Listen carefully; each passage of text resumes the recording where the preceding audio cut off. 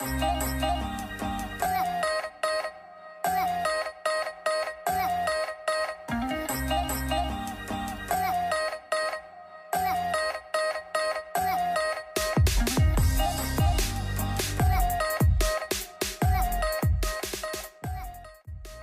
think there went a lot in my decision to become an RA. My RA from my freshman year was literally the best. He was so encouraging and motivating, and he was just always there for me as a resident myself. And he was just like such a big inspiration for me in pursuing an RA role.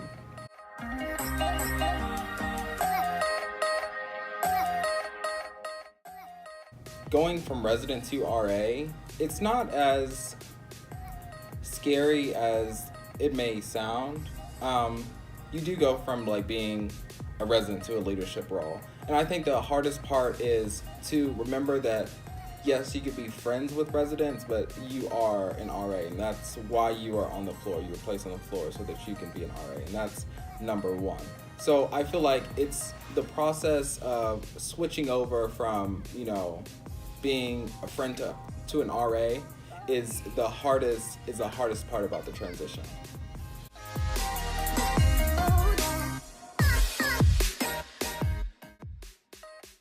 As an RA, you do not have a curfew. You are expected to be on your scheduled duty nights. Usually that runs from 7 p.m. to midnight.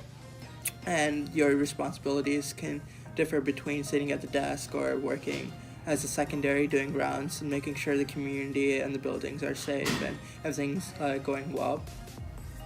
But apart from your duty nights, you aren't restricted to being within the building necessarily. You could still be about campus, and I think most res life coordinators, they really understand that even though we're all RAs, like every RA is still a student, and that they really take the importance of that. So of course you're gonna have other responsibilities apart from just like your RA role.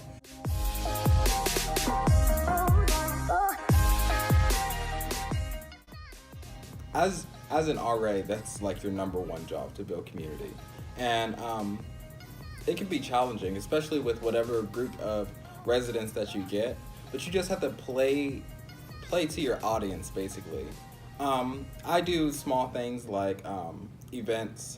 I do a game night every Friday, and that seems to be something that they enjoy. It's little things like that you pull them aside every now and then, sit in the lounge, and just talk to them when they come through. It's little things like that to make people feel connected that helps build the strongest community.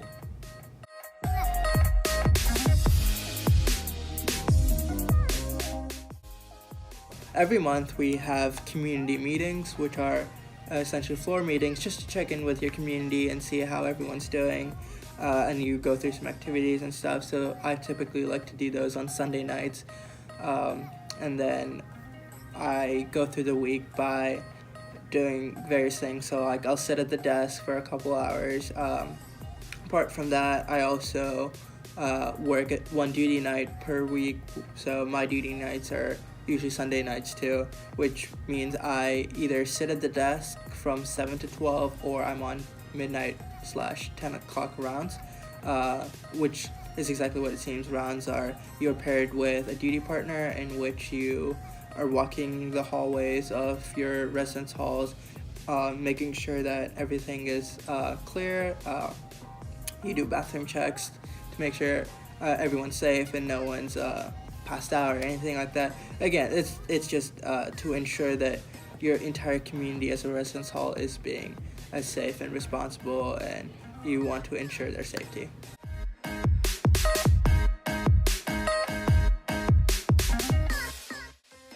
I think our staff is really chill. I mean, everyone is so unique, and everyone has their own style, and they all bring something different to the staff that together makes us, as a whole, just awesome people.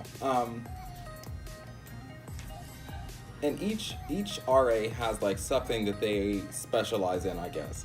So let's say if you're having trouble with, let's say, something that your resident's going through. If you're having trouble with that, you can easily, call another RA and be like, how would you deal with this situation? Or even your supervisors, they're very like available and like willing to walk you through whatever problem you may have. So as a whole, I would say my staff is amazing.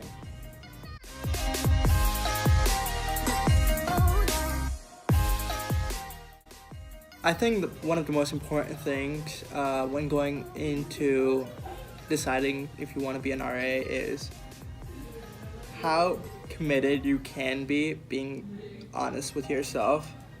How, what are your other involvements in school and how many credit hours you're taking and stuff. I think that plays into account because you want to ensure that you're doing the best you can as an RA. And so that will mean dedicating more time to the role as well as just trying to go above and beyond and trying to be a role model in the community. Apart from that, I think it's very important to realize that you just want to be your most true, genuine self, because that allows the opportunity for the Res Life coordinators to really understand who you are as a person and how you will fit well within the community. Because once you enter the role, you have to realize that you're pretty much on the job 24/7, right? There's no escaping it, and I mean that in the best way possible. It's an honor to just serve in the role constantly and like have that constant feedback and being able to provide to the community. But because of that, it could lead to a burnout, or it could just lead you to get frustrated some weeks with having a lot of responsibilities or whatever that might be. But on the whole, you can really not be yourself. You can't just fake it your whole way through, because you live with your residents, you live in the communities, and so it's always obvious what your personality is like. So I think just being your most true self is very important.